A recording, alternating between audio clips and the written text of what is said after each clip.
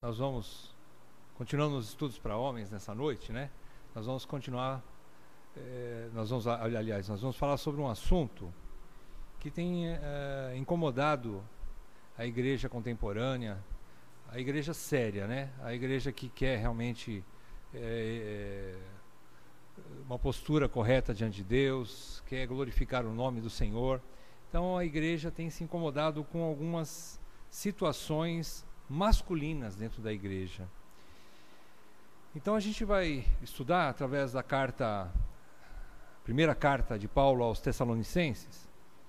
Nós vamos tentar extrair aqui da vida de Paulo como nosso modelo nessa noite. Capítulo 2, de 1 a 12 de 1 Tessalonicenses. A gente vai tentar extrair algumas atitudes do apóstolo que não só como um homem de Deus, como um apóstolo, mas também como um pai daquela igreja que se preocupava com o crescimento dos seus filhos. Então ele mostra nesse capítulo 2 de 1 Tessalonicenses algumas atitudes, alguns comportamentos dele e de seus cooperadores que auxiliaram a igreja, que fortaleceram a igreja. Então, o tema dessa noite seria 6 atitudes masculinas para eliminar o meninismo masculino na igreja. 6 atitudes masculinas para eliminar o meninismo masculino na igreja.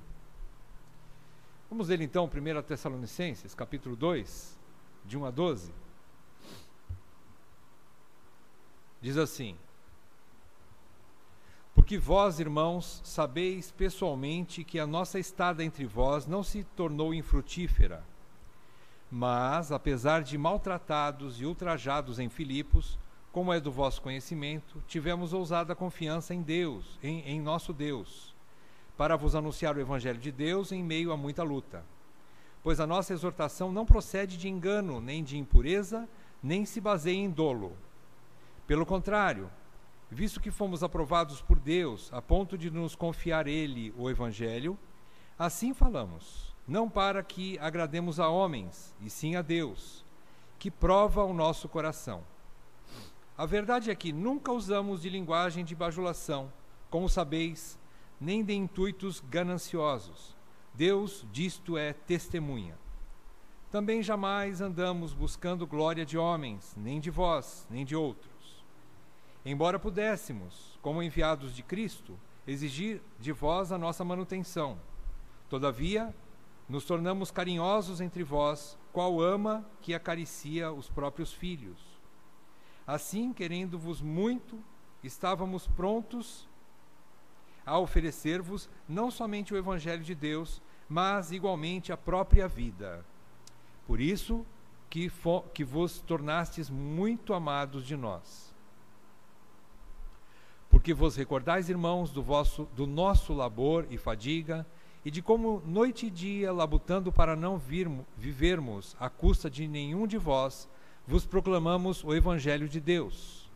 Vós e Deus sois testemunhas do modo porque piedosa, justa e irrepreensivelmente procedemos em relação a vós outros que credes. E sabeis ainda de que maneira, como pai a seus filhos, a cada um de vós exortamos, consolamos e admoestamos para viverdes por modo digno de Deus, que vos chama para o seu reino e glória. Vamos fazer mais uma oração, pedindo sabedoria para Deus.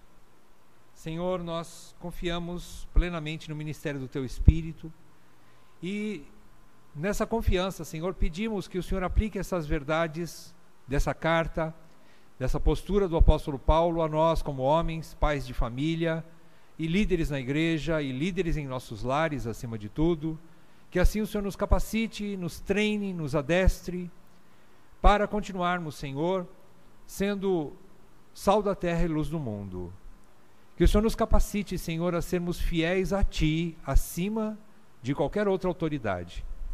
Te pedimos tudo isso, Senhor, pelo poder do Teu Espírito, baseados na Tua palavra, nós rogamos a Ti em nome de Jesus. Amém, Pai. Amém. Irmãos, essa situação de meninismo masculino na igreja, tem alguns comentários já rodando por aí na internet, e é uma coisa interessante. estudando esse livro aqui, Família Forte, é um livro antigo do Swindoll, e ele mostra que uma das preocupações, na época, quando esse livro aqui foi escrito, há muitos anos atrás, Swindoll e outros pastores na época tinham uma preocupação com os homens deixando muito tempo suas famílias em troca do trabalho. Ou por causa de muitas dívidas, e assim tinha que sair para fora para buscar sustento e pagar suas contas, ou por causa da atração do dinheiro, que mesmo estando tudo em ordem, aquilo atraía mais os homens para fora de casa do que a própria família necessitada de orientação bíblica, de orientação espiritual e de presença paterna ou masculina dentro do lar. Então o Swindoll, quando escreve o primeiro capítulo desse livro, quando ele fala de uma raça em extinção, que é o homem maduro, ele mostra esse perigo. Nós estamos vivendo, além desse problema da ausência masculina em nossos lares, nós estamos vivendo um segundo problema. Irmãos, o diabo é astuto. A gente está vendo dia após dia que é uma realidade. Nós estamos vendo aí agora, não só o excesso de compromisso que irmãos, até irmãos sérios com Deus, estão passando por crises e que os levam a sair e abandonar excessivamente os seus lares em prol da sua profissão, do seu trabalho e do sustento. Agora, irmãos, está tendo uma outra doença dentro do grupo masculino ou dos homens cristãos. É a falta de responsabilidade para com suas famílias, para com a igreja, e está sendo uma coisa agora epidêmica, está sendo uma coisa que está se alastrando.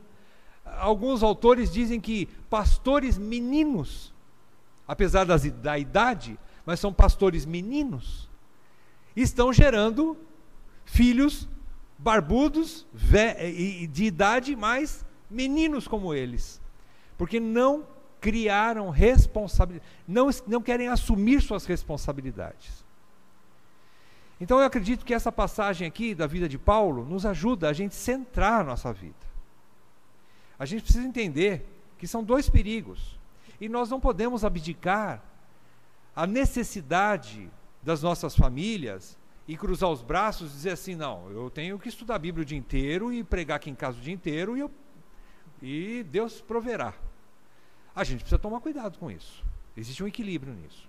Agora, a gente também não pode partir para outro extremo, né? E viver o dia inteiro na rua como se a gente não tivesse obrigações dentro do lar. E nós temos.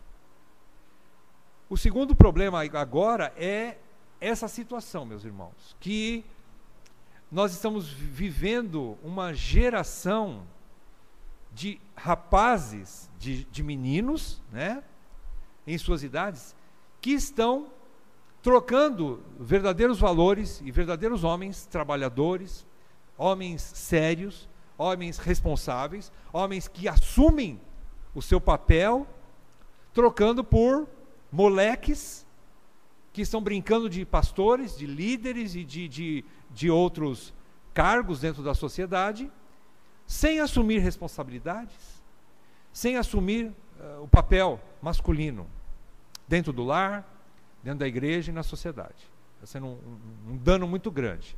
E infelizmente muitos dos nossos rapazes e jovens e adolescentes, meninos, estão olhando para essas pessoas como modelos, infelizmente. A questão é, falta homem dentro da igreja? Não, não falta homem dentro da igreja. Falta que os homens assumam suas responsabilidades dentro da igreja. Não falta homem dentro da igreja. E sempre Deus usou homens para restauração, para reforma e para reestruturação de igrejas. Sempre usou homens que são sérios e que não negociam e que querem permanecer no caminho. E sempre vai continuar usando. Então, para nós, irmãos, é muito importante nós termos estudos como esse, para a gente novamente entender a nossa posição, a nossa postura, né, de homens e não de meninos dentro da igreja.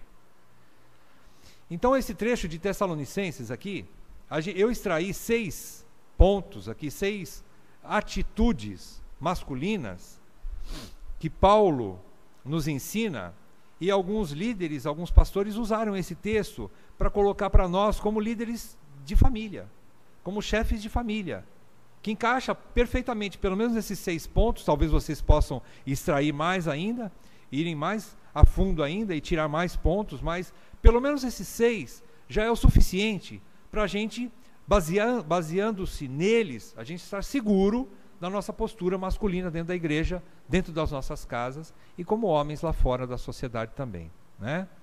Então, irmãos, o primeiro ponto aqui que eu queria abrir com vocês, versículos 1 e 2, ele já mostra o primeiro ponto aqui.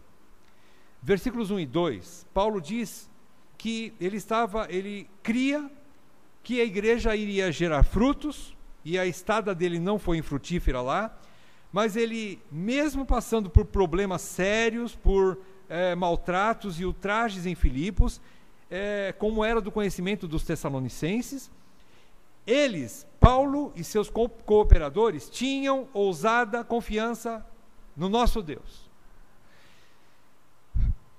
para continuar anunciando o Evangelho, para continuar a obra de um evangelista, ou continuar a sua obra ministerial. Então, primeiro ponto para nós aqui como homens de Deus, eu quero dizer como homens de Deus na família.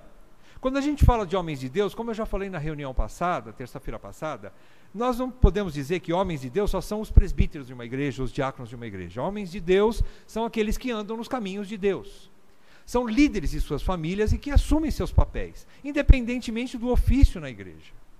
O ofício da igreja é tido para balizar, para continuar mantendo o ritmo nessa caminhada, ovelhas de frente, mas não são os únicos homens de Deus em uma igreja. Os homens de Deus em uma igreja são todos os homens que assumem a sua postura diante de Deus, no temor do Senhor e por amor à palavra de Deus, em obediência à palavra de Deus. Então, aqui Paulo fala que o primeiro ponto de um homem de Deus na família é uma fé e uma confiança inabaláveis em Deus. Irmãos, isso aqui começa com Deus. A nossa caminhada firme começa na firmeza, não do homem, mas de Deus. Então Paulo mostra que a confiança deles, apesar de toda a luta, não estava baseada em porque Paulo era forte, Paulo era quem sabe, um ex-militar bastante instruído, capacitado, ou então que ele tinha muita instrução no judaísmo e agora no cristianismo, ou porque ele teve grandes visões. Não. Ele diz que a confiança dele estava simplesmente em Deus. Uma confiança que ele diz, uma confiança ousada em Deus. Então, a nossa fé como homens de Deus dentro da família está baseada em Deus. É uma fé e uma confiança inabaláveis em Deus. Então, um homem maduro, meus irmãos, ele persevera em ousada confiança em Deus, apesar das lutas e ameaças da vida. Irmãos, a gente começa a trazer segurança para dentro de casa quando a gente mostra uma confiança em Deus para as nossas esposas e filhos dentro de casa, que nós temos confiança em Deus. O grande exemplo que eu me lembro aqui, meus irmãos, é o exemplo de Abraão, o nosso patriarca, naquele momento de maior prova da vida dele, quando Deus manda ele oferecer Isaque, seu filho, como sacrifício. Ele vai até o monte, ele sobe no monte, de repente, no capítulo 22 de Gênesis, versículo 7, o filho dele sai com uma pergunta destruidora de coração. O filho pergunta: pai, e o pai já imaginava qual era a pergunta que Isaque ia fazer, né? Eu acho que Abraão já imaginava. Então, quando Isaque pergunta: meu pai, ele então responde: eis-me aqui, meu filho, manda. Ele já imaginava a pergunta que o filho ia fazer. Pai, cadê o animal para o holocausto? A lenha está aqui, o fogo está aqui, está tudo aqui, o cutelo, tudo certo. Cadê o animal? Qual é a resposta de Abraão? Versículo 8. Filho, Deus proverá. Deus proverá. Irmãos, quantos de nós perdemos essa confiança em Deus?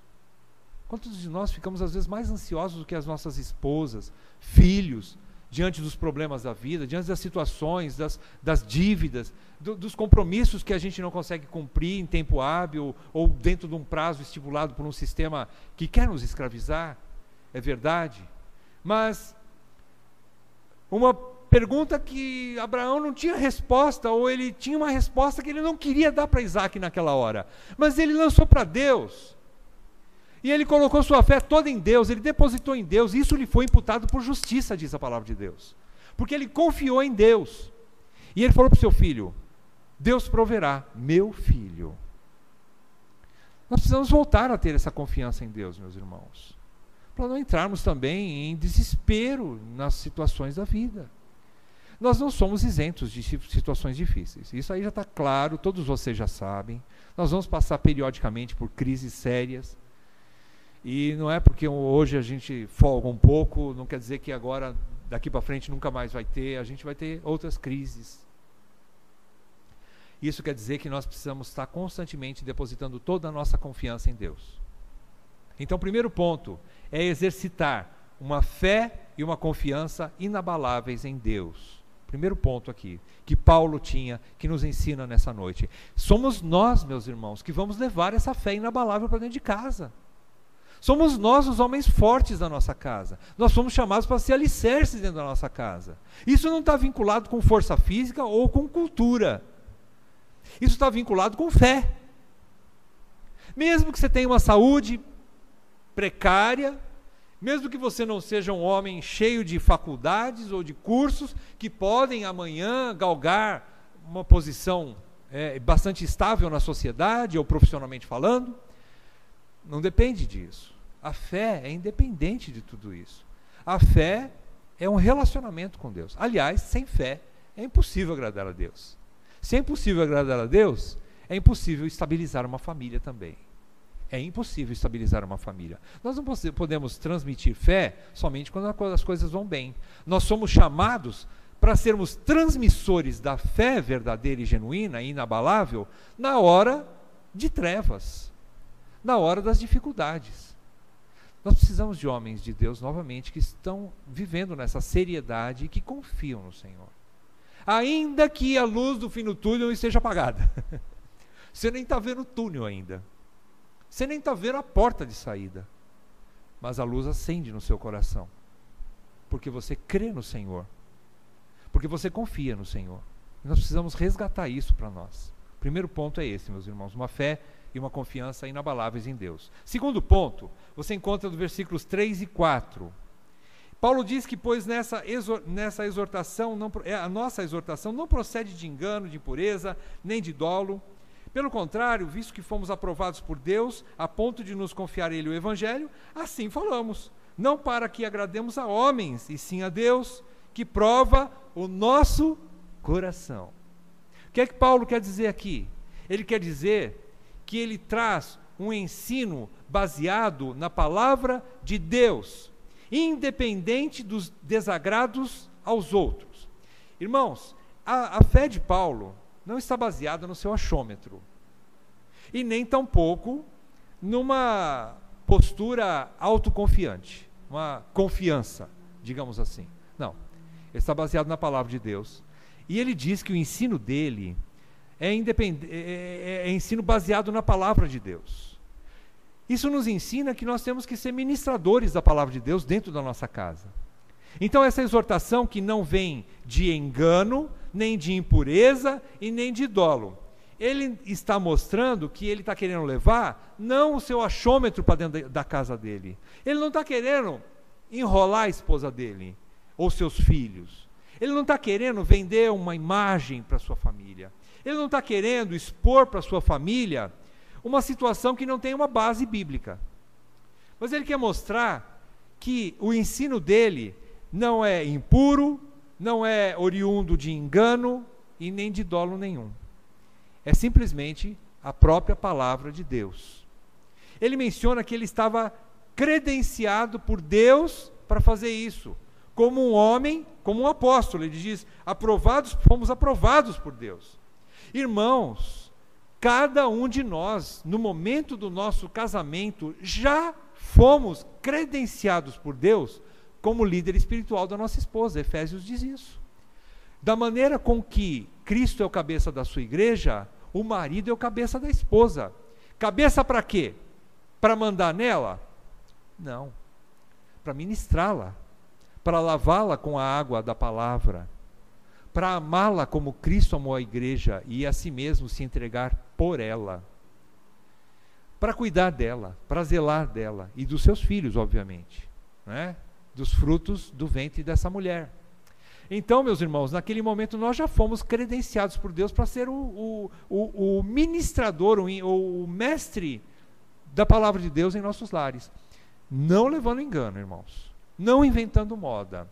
Não criando situações para que a gente se aproveite disso como homem, porque nós somos malandros, né? E muitas vezes nós queremos ajeitar a situação. É que nem o Hernandes Dias Lopes diz, né? O pregador, muitas vezes ele diz assim: olha, eu já tenho o sermão, só falta agora achar um texto para pôr no sermão. É interessante essa situação, né? Às vezes nós também queremos, né, encaixar a esposa no nosso ponto de vista, porque nós queremos alguma coisa e ela não está de acordo, e a gente usa um texto bíblico e ele meio distorcido para querer provar para a nossa esposa que nós estamos certos e que ela tem que entrar na nossa. Nossos filhos têm que entrar na nossa. Não era esse Paulo diz que eu preguei puramente o evangelho. Eu preguei sem dolo. Eu preguei o evangelho sem engano. Simplesmente como o evangelho é. Independente da cara feia também de vocês. Se vocês, meus filhos, minha esposa, não entenderem a palavra de Deus e por essa palavra vocês forem confrontados, o que eu posso fazer? Eu tenho que ser fiel a Deus mais do que aos homens. É isso que ele diz aqui. Eu tenho que ministrar a palavra de Deus honestamente dentro de casa. Então o segundo ponto é esse. Um ensino baseado na palavra de Deus, independente dos desagrados aos outros. Em terceiro lugar, você percebe no versículo 5 e 6, nos versículos 5 e 6, você percebe que a verdade é que nunca usamos de linguagem de bajulação. Ele vai falar sobre um outro ponto agora. Como sabeis, nem de intuitos gananciosos. Deus disso é testemunha. Ele roga a Deus, ele apela a Deus como testemunha desse terceiro ponto que ele vai falar aqui. E ele diz no versículo 6, que também jamais andamos buscando glória de homens, nem de vós, nem de outros. O que é que Paulo quer dizer aqui? O que é que nós aprendemos com Paulo aqui? Nós aprendemos que aqui, nós como homens de Deus, temos que buscar um relacionamento humilde e saudável, não tirânico, dentro de casa. Irmãos, nós não somos donos da nossa família. Nós não somos donos dos nossos filhos, nós não somos donos das nossas esposas. Irmãos, as nossas esposas têm vontade própria. Nossos filhos têm vontade própria. E nós temos que respeitar essa vontade própria. Nós temos que aprender isso, irmãos. Então, promover um relacionamento sincero. O que Paulo quer dizer aqui? Ele diz que ele não usou de bajulação, não.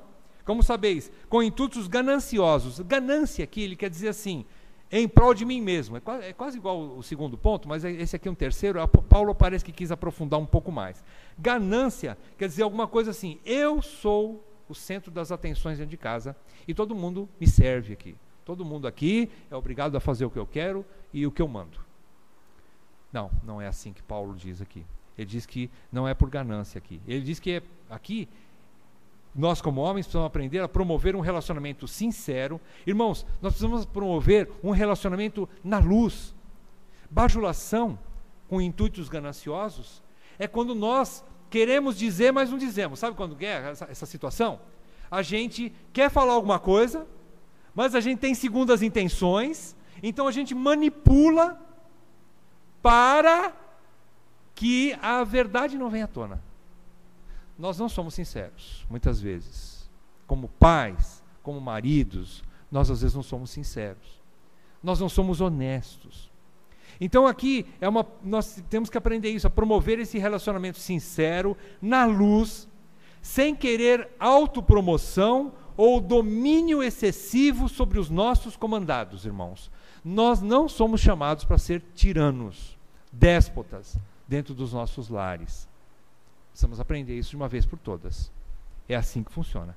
Nossas esposas e nossos filhos são e sempre serão filhos de Deus, mais do que são hoje nossos familiares, muito mais do que a minha esposa ser minha esposa e meus filhos serem meus filhos. Acima disso, eles são filhos de Deus, eles são propriedade exclusiva de Deus, não minha. Irmãos, nós precisamos aprender isso, e por isso nós precisamos ser honestos. A bajulação que Paulo quer dizer aqui é para trazer, para ganhar, para conquistar o querer egocêntrico de uma pessoa, de um líder. E Paulo diz, não é assim que funciona. Eu não quis isso. E Deus é testemunha. Né? Ele diz que Deus disso é testemunha. Que ousadia de Paulo. Será que nós teríamos coragem de dizer isso nessa noite? Deus é testemunha, minha esposa, meus filhos, que eu nunca quis bajulação, e nunca quis mandar em ninguém tiranicamente, e nunca quis que a minha vontade prevalecesse em tudo aqui dentro de casa. Irmãos, precisamos ser sinceros diante de Deus, né? Honestos diante de Deus. Como é que está funcionando lá em casa? Quarto ponto, versículos 7 e 8.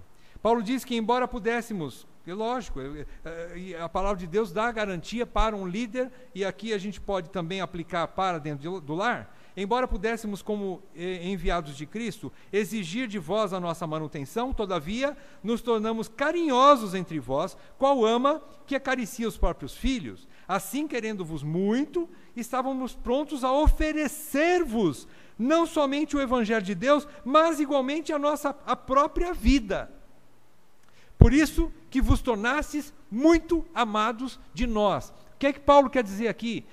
Paulo quer dizer que um líder dentro de casa, um homem de Deus na família, ele busca uma aliança de sangue e de serviço, de autodoação. Será que a minha esposa e meus filhos têm tranquilidade em saber que o papai só vai nos abandonar dentro de um caixão? Será que as nossas esposas e filhos têm essa segurança dentro do lar? Não, meu papai não vai sair de casa. Eles têm brigas aqui, eles têm dificuldades, mas eles se perdoam. E eu creio que meu papai, ou meu pai, ou uma mulher falando, né? Eu creio que meu esposo só vai me deixar quando a morte nos separar. Será que essa aliança de sangue que Paulo está dizendo aqui, eu estava pronto para muito mais do que dar o Evangelho, mas da minha própria vida por vocês? Eu quero dizer o seguinte, eu nunca vou deixar vocês, meus irmãos. É isso que Paulo está falando aqui. É isso que Paulo diz no versículo 8. E ele diz que embora pudesse até exigir algumas coisas, ele não quer ser servido. Ele quer servir. Ele quer dar. É isso que ele quer dizer aqui. É uma aliança de serviço, de sangue, de serviço e de autodoação. Nossas esposas e filhos precisam entender que, apesar de tudo, só a morte nos separará deles. E temos mais obrigação de dar ou de servir a eles do que eles a nós. Irmãos, a Bíblia é clara que diz que os pais é que devem tesourar os seus filhos e não os filhos aos pais. Nós temos por obrigação mais dar aos nossos filhos do que querer receber deles, em todos os aspectos. Eu não posso usar mais meus filhos do que ele receber de mim. Eu não posso exigir dos meus filhos a minha manutenção, por exemplo. Eu, como homem, eu tenho que ter essa hombridade de entender que Deus me pôs por cabeça, e cabeça significa provedor, protetor e mantenedor de uma casa. A minha família precisa ver isso em mim, seja como for. Então é um equilíbrio, não é? Eu não posso meter as caras no trabalho e viver 24 horas por dia fora de casa, mas eu tenho que trabalhar para suprir minha família. A minha família precisa ver isso. Ou nós estamos renegando a situação que Deus nos pôs de provedores do lar. Então isso é muito importante, meus irmãos. Uma aliança de sangue, de serviço e de autodoação. Em quinto lugar, versículos 9 e 10, Paulo diz que, vocês recordam, que o nosso labor e fadiga, mais uma vez ele vai falar nele trabalho, e de como noite e dia labutando para não vivermos à custa de nenhum de vós, vos proclamamos o Evangelho de Deus. Vós e Deus sois... Paulo é tremendo aqui, né? Ele vira e mexe, ele coloca Deus como testemunha dele, né? Então ele tinha muita ousadia para falar, né? Ele tinha muita convicção. Mais uma vez, vós e Deus sois testemunhas do modo porque piedosa, justa e irrepreensivelmente procedemos em relação a vós outros que credes.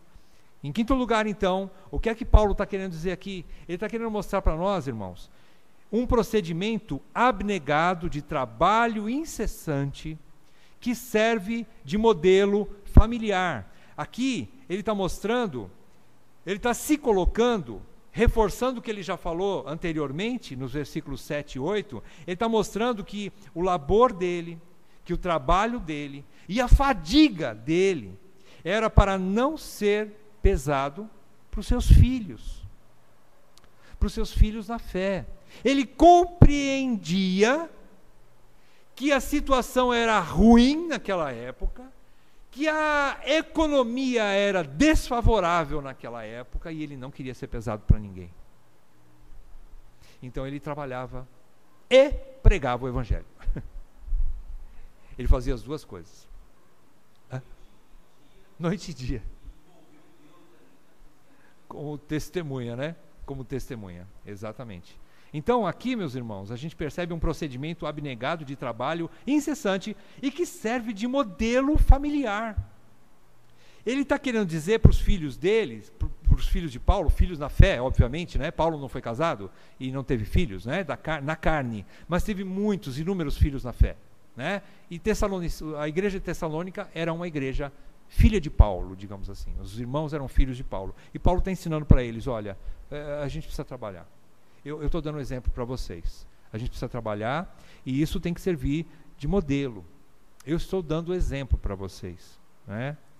Então o alvo da vida do homem de Deus na família é a glória de Deus. Vocês concordam comigo?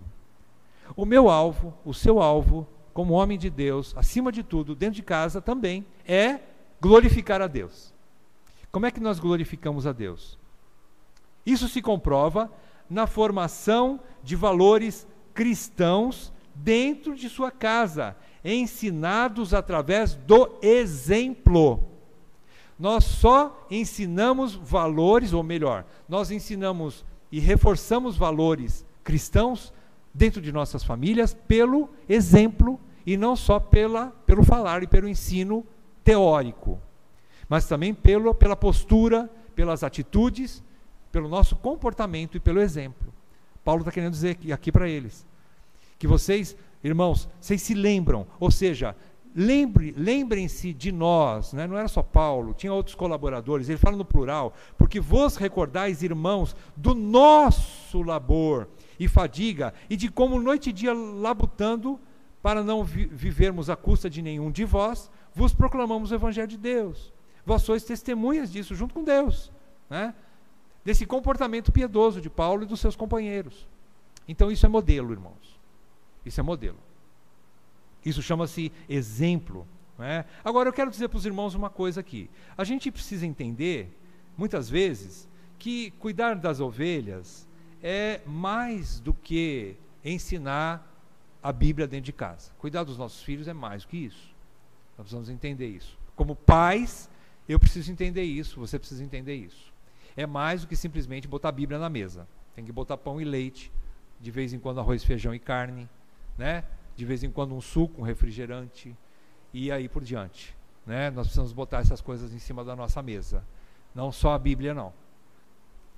Apesar de o Senhor dizer, claro, nem só de pão viverá um homem, ele diz bem, porque ele diz nem só de pão viverá o homem, mas de toda palavra que procede da boca de Deus viverá o homem. Então é da palavra principalmente, mas precisa ter pão também.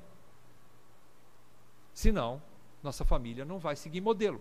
Por que muitos rapazes hoje não querem, muitos aí, ficar procurando um emprego, ou não querem ir atrás de um serviço honroso, ou não querem... Muitos estão ainda aí com dificuldade de buscar, porque não veem modelos dentro de casa. Muitas vezes não vê modelo, né? E dentro de casa e dentro da igreja também, né? uma coisa que eu quero dizer para vocês também, meus irmãos, baseado nessa conversa, na última conversa, na última não, né? Uma conversa mais incisiva de Jesus diretamente com Pedro, no capítulo 21 de João. Nós não vamos ler, mas se você quiser ler em casa, 21 de João, versículos 15 a 17, você vai ver que Jesus, ele pergunta 3 vezes para Pedro, uma pergunta que mexeu muito com Pedro. Ele diz assim: Pedro, você vai me glorificar? É essa a pergunta que Jesus faz ali? Qual é a pergunta que Jesus faz? Tu me amas? Na palavra de Deus, nós não podemos amar o Senhor sem glorificá-lo. Não dá para fazer uma coisa sem a outra. Elas são a mesma coisa. Você só glorifica a Deus quando você o ama. E você prova o seu amor por Ele quando você o glorifica. Nós somos chamados. Se o primeiro mandamento do decálogo é amarás o Senhor teu Deus acima de todas as coisas, ele está intimamente ligado com o grande propósito de Deus para o homem. Qual é o grande propósito de Deus para o homem? Glorificar a Deus ao gozá-lo plenamente. Não tem como separar os dois. Então Jesus está dizendo assim para Pedro: Pedro, você quer me glorificar? Pedro responde: sim, Senhor, eu quero te glorificar. Ok, a réplica de Jesus qual é? Então, apacenta as minhas ovelhas. Dá comida para as minhas ovelhas. Cuida das minhas ovelhas. Não tem como um homem de Deus, que se chama homem de Deus, na família, querer glorificar a Deus, se ele não dá alimento para as suas próprias ovelhas. Eu como marido, eu como pai, eu não tenho como glorificar a Deus e cuidar das suas ovelhas, que aliás é a prova de que eu estou glorificando a Deus, se eu não cuidar das minhas ovelhas. É o que Jesus estava falando para Pedro. Você me ama? Você quer me glorificar? Ok. Pedro diz que sim. Então, apacenta as minhas ovelhas. Cuida das minhas ovelhas. Pastoreia o meu rebanho. Deus está falando assim para nós: cuida dos teus filhos, cuida da tua esposa, é o teu rebanho. Você tem que cuidar deles. É isso que nós aprendemos aqui com Paulo. Cuidando dos outros também. Entendendo as necessidades dos outros. Não sendo pesado para os outros. E mais do que isso, cuidando dos outros. Se dando para os outros. Suprindo os outros. Em último lugar, em sexto lugar, a gente percebe os versículos 11 e 12. Paulo fecha aqui esse ensino e diz assim: e sabeis ainda de que maneira,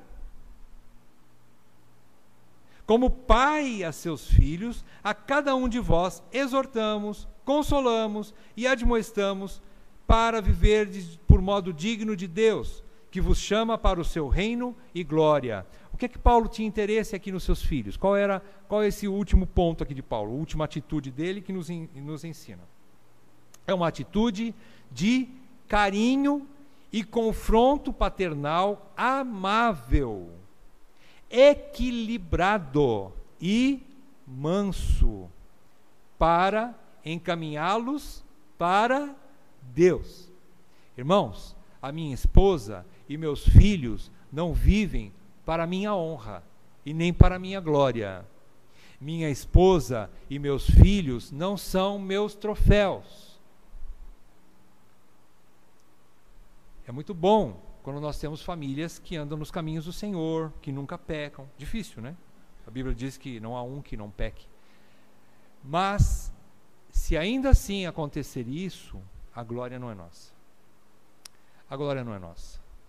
Eles não são meus troféus. Eu tenho que continuar amando-os, confrontando-os de maneira paternal, amável, carinhosa, equilibrada e mansa, e encaminhando-os para Deus. Eu tenho que encaminhá-los para Deus. Se eu sou um homem de Deus dentro de casa, eu tenho que encaminhá-los para Deus. Tenho que falar para eles: filho, além de ser modelo, né? Mostrar para os meus filhos que o reino de Deus é mais importante que o meu trabalho, que o reino de Deus é mais importante que o meu lazer, e que o reino de Deus é mais importante do que a minha própria família. Eu tenho que ensinar isso para os meus filhos, e eles, consequentemente, eu tenho que exortá-los muitas vezes quando eles se desviarem do caminho, primeiramente sendo exemplo, né?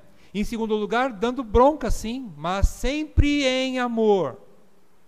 sempre com equilíbrio, sempre demonstrando carinho, afeto, e nunca a agressividade. A Bíblia não tem um texto que mostra que um líder precisa ser agressivo para demonstrar. Mas Paulo diz para Timóteo: se você tiver que admoestar um irmão mais velho, faça-o como se fosse para o teu pai. Se você tiver que admoestar uma irmã mais velha, faça-o como se fosse para a tua mãe. Se você tiver que admoestar um irmão que é da tua idade ou mais novo que você, faça-o como teu irmão. E Paulo diz: sempre em amor. Nunca de maneira excessivamente agressiva.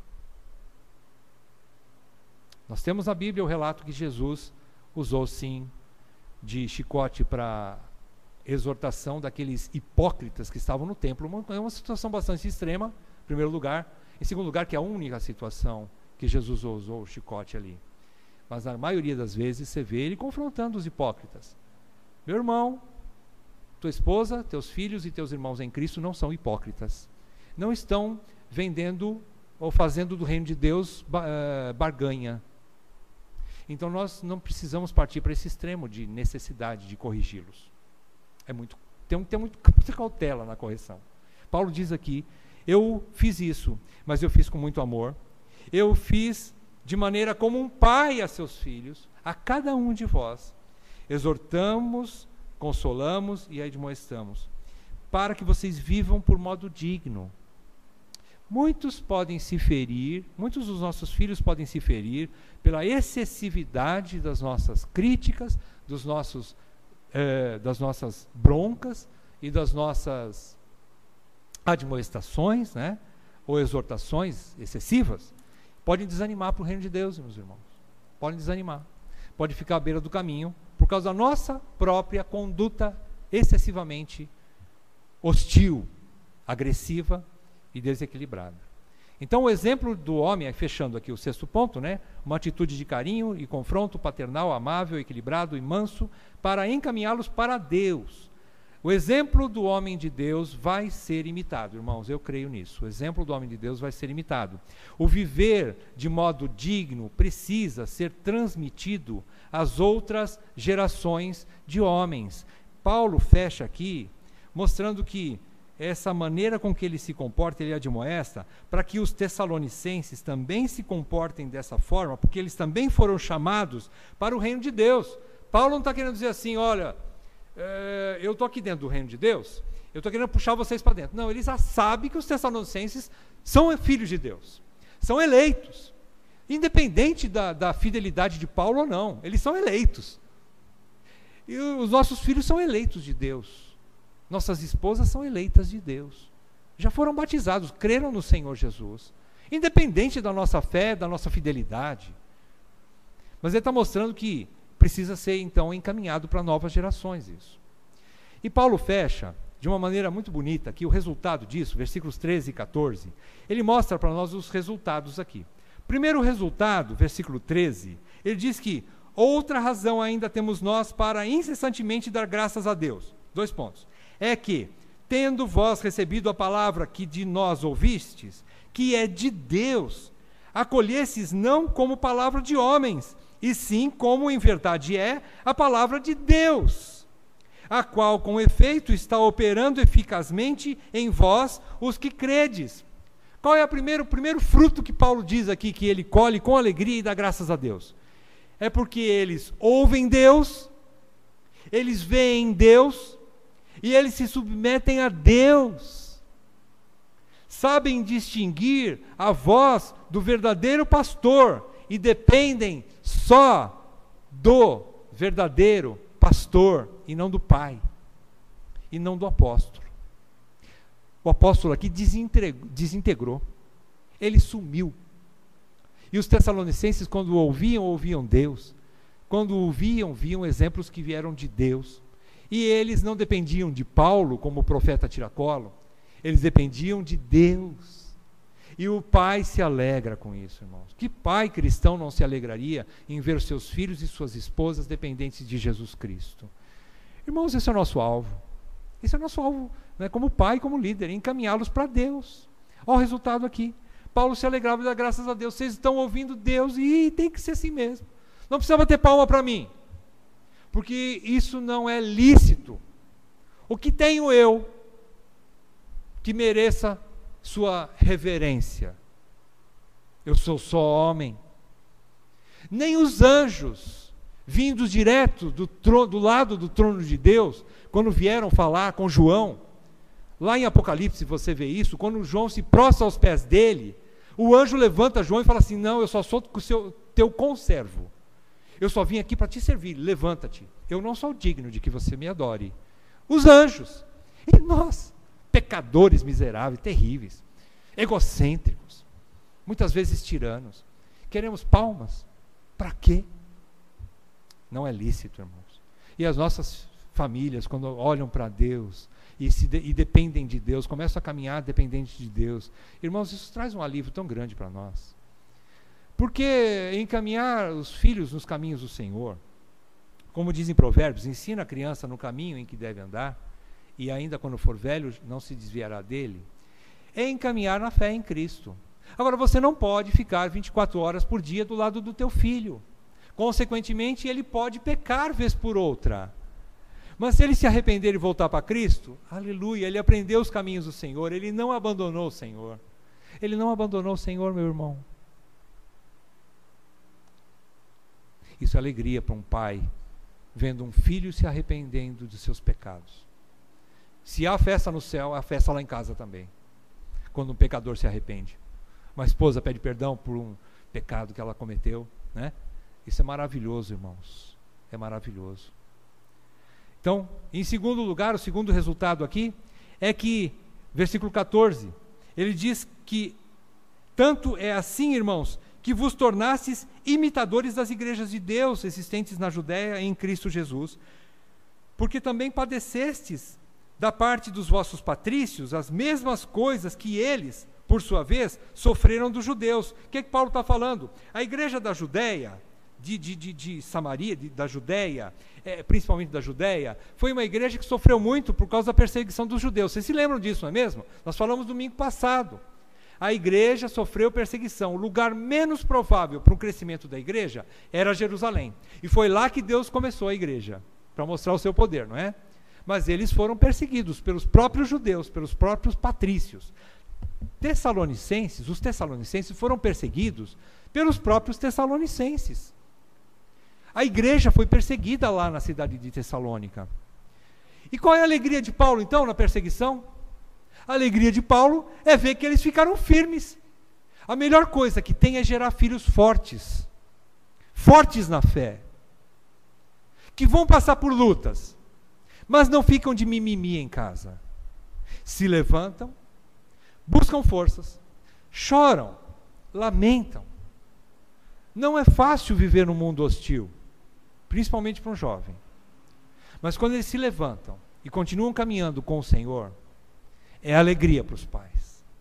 Então, o segundo resultado, fruto de Paulo aqui, eles se tornam crentes com uma fé e uma confiança ousadas em Deus. O primeiro ponto lá de Paulo. Os tessalonicenses aqui não abandonaram a igreja por causa das perseguições dos seus patrícios, por causa das lutas. Os nossos filhos, quando eles veem essa fé inabalável e todos esses pontos na nossa vida, eles não vão abandonar o Senhor. Não é questão de abandonar o lar, é muito mais do que permanecer no lar. É permanecer em Cristo, é permanecer na igreja, permanecer dependente de Deus. Então eles se tornam crentes com uma fé e uma confiança ousadas em Deus. Tornam-se filhos fortes, que também sabem enfrentar as calamidades da vida com coragem e perseverança em Deus. Por quê? Porque viram nos seus pais, em primeiro lugar. Porque viram nos seus líderes, que eles mais amam. Os nossos filhos têm que amar mais os pais do que os líderes na igreja. Tem que amar mais os pais. Os pais são o maior referencial masculino para os filhos, principalmente para os homens. E as filhas vão ter que olhar para o pai como um referencial para que ela possa também desejar um marido segundo o que ela vê no pai. Então nós precisamos alinhar como que nós temos que ser em casa. Às vezes a gente fala assim, eu não quero que se um dia alguém encostar, um marido encostar o dedo na minha filha, eu mato o cara. Como é que você se comporta com a tua esposa? Você é modelo para o seu genro? Como é que você se comporta? Você ama a tua esposa? Você é carinhoso com ela? E você quer exigir do teu genro? Hipócrita. Irmãos, nós precisamos tomar cuidado com aquilo que nós vivemos para exigir dos outros, né? Inclusive dos filhos, principalmente dos filhos, né? Então, encerrando, meus amados, para nós fica a alegria de uma segurança sem medo, uma satisfação de fazer discípulos, imitadores e seguidores de Cristo. Aliás, é isso aqui que também fecha aqui nesse versículo. Eles passaram a ser imitadores de outros discípulos, não só de Paulo. Paulo fica contente porque ele não está falando assim, bate no peito, né? Eles são meus imitadores. Agora Paulo não fala assim. São imitadores dos crentes da Judéia, que eu não passei nem perto da perseguição que os crentes judeus passaram. Porque eu fui perseguidor desses irmãos. Eu matei judeus cristãos. Eu fui atrás deles e no meio do caminho, um dia, Jesus teve misericórdia de mim e me fez ver que eu estava recalcitrando contra os aguilhões. Estava dando murro em ponta de faca. Eu estava jogando no time contrário a Deus. E ele teve misericórdia de mim. Então Paulo agora não bate no peito, mas ele diz assim, vocês estão imitando uma igreja que é modelo para mim também. Ele é humilde para reconhecer isso. Que bom que vocês não estão imitando só Paulo. Que bom que vocês sabem imitar outros homens também, outras pessoas, fora de casa. Que bom, meus filhos, que bom.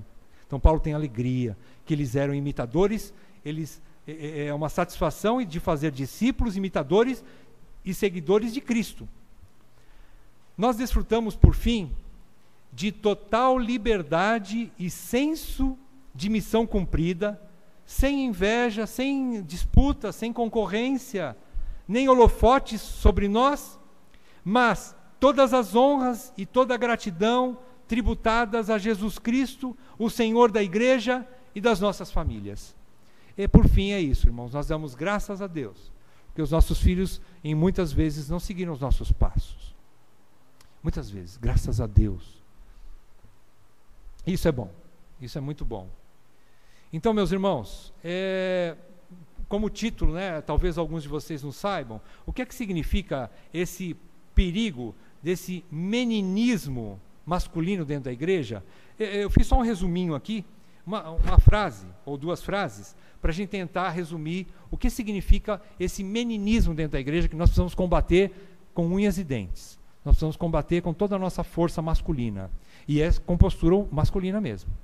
Não é brigando com aqueles que estão entrando por esse caminho, mas é se fazendo modelo. Como Pedro diz na sua carta, não é usando de dominadores, mas servindo de modelo, servindo de exemplo. Como é que é? É servindo de exemplo. É isso que Pedro ensina. Então, meninismo, o que é o meninismo masculino? Em resumo, o meninismo masculino são comportamentos de homens, tanto jovens quanto já adultos, que não sabem ou não querem assumir suas responsabilidades em seus lares, na sociedade e na igreja. Que preferem abdicar de seus deveres masculinos, lançando-os sobre as mulheres, e assim fomentando o movimento feminista, que é outro câncer que está entrando para dentro da igreja nos últimos dias. São duas coisas terríveis que estão entrando para dentro da igreja nos últimos dias. É a síndrome de Jezabel e a síndrome de Acabe. Você lê a história dos dois, o que é que tem? É isso que está acontecendo com a igreja. Acabe não era macho o suficiente para quando o dono da vinha do lado da casa dele disse, não, eu não vou te dar vinha. Ele virou a cara, ele foi chorar para dentro de casa, e ele estando no quarto, não queria comer nem beber. Jezabel foi lá, mas o que está acontecendo, marido? Eu fui tentar negociar com a vinha lá esqueci o nome do irmão agora, e ele não quis me vender. Pode deixar, amanhã essa vinha vai estar na tua mão. Nabote? Será que é a vinha de Nabote? Eu não tenho certeza. Nabote não foi aquela, é de Nabote, né? Nabote? Muito bem. Então, essa vinha aí. Jezabel tomou a frente. Por que existem Jezabéis? Porque também existem Acabes. Eu não estou dizendo que Jezabel, no livro de Apocalipse, é tido como um espírito maligno. Então, nem sempre depende da postura masculina. Às vezes é uma outra situação, né, que vem de fora. Mas se não tiver ainda masculinidade madura dentro da igreja, aí a porta está aberta para a feminilidade entrar com tudo. Então, é isso que nós temos que lutar, meus irmãos, contra esse meninismo. O que cabe a nós, como homens, fazer? Lutar contra um meninismo masculino dentro da igreja. Temos que ser homens, né? Temos que tomar a nossa postura. Só para encerrar, eu quero ler rapidamente aqui um trechinho desse livro aqui do Swindoll. Ele diz o seguinte: mas e o pai, propriamente dito? E aquele tempo precioso que as crianças passavam aprendendo aos pés do pai? Onde foi parar aquela saudável influência masculina? Olha, influência masculina, onde foi parar? E aquele sentimento de integridade que os mais velhos transferiam aos mais jovens, será que ficou perdido com toda essa confusão atual, que nós estamos vivendo inclusive agora, mais do que nunca?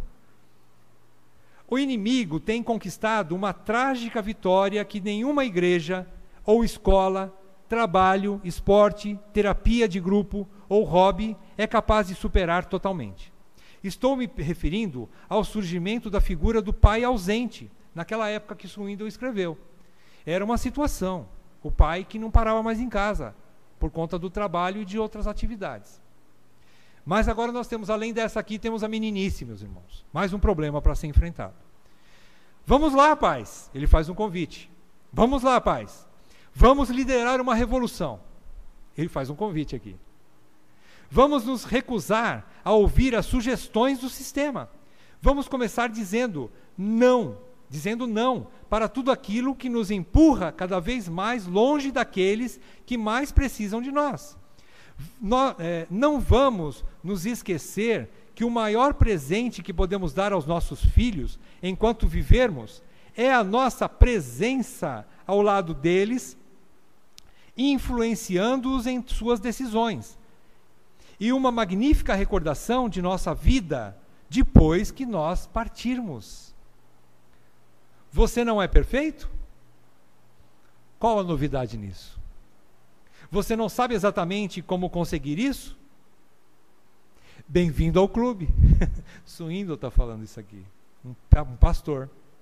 Ele se soma conosco, não sabemos direito como lidar com a situação. É ótimo. Honestidade de coração. Uma frase que li em algum lugar, frequentemente me vem à mente quando ouço esse tipo de desculpa. A vida não é uma ciência exata. Em termos práticos, significa, você não é Clark Kent. Vocês não sabem quem é Clark Kent, né? É o super-homem, né? É o super-homem. Você não é Clark Kent, então não esquente a cabeça. Ou seja, você não é o super-homem para aguentar tudo, irmão. Nós não somos, né? Sua família não espera uma perfeição profunda, um alto desempenho de liderança ou um esforço sobre-humano. Ela quer apenas você, sem máscaras. Seu sorriso, suas palavras de estímulo, sua gentileza, seu apoio, sua liderança, seu envolvimento. Sua família quer você. Você, meu irmão, do jeito que você está aí nessa noite. Nada mais, nada menos. Por isso, que uma vida sincera diante de Deus, humilde, Deus não rejeita. Deus dá graça de ser você mesmo. Quando nós dizemos ser você mesmo, não é que você tem que ser a velha natureza, como você era antes da conversão, não. É ser o seguidor de Cristo, entendendo que você falha, que você não é perfeito, e que você não é super-homem. E nisso se baseia a verdadeira liderança. Não venda a imagem para a sua família que tudo vai dar certo daqui para frente, que nunca mais vai ter problema e que você vai acertar sempre daqui para frente. Não venda essa imagem. Mas faça o melhor como homem, honrado que você é, como filho de Deus, como crente em Cristo, que leva a marca de Jesus Cristo no seu nome como cristão. Faça o melhor. Vamos fazer uma oração, irmãos?